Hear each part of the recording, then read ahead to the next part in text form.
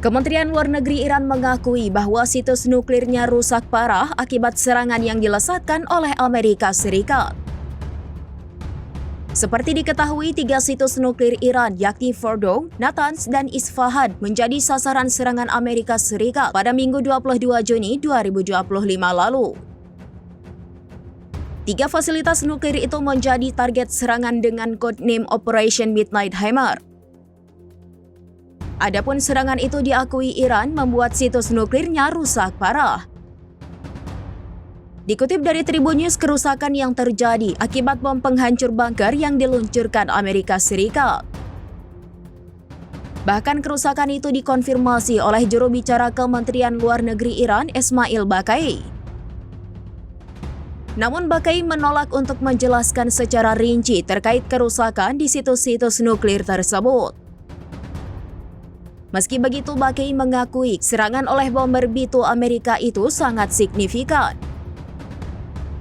Sementara itu, juru bicara militer Israel Brigjen Evi Devrin menyatakan bahwa fasilitas nuklir Iran luluh lantak. Menurutnya, hal itu pun membuat program nuklir Iran menjadi mundur beberapa tahun.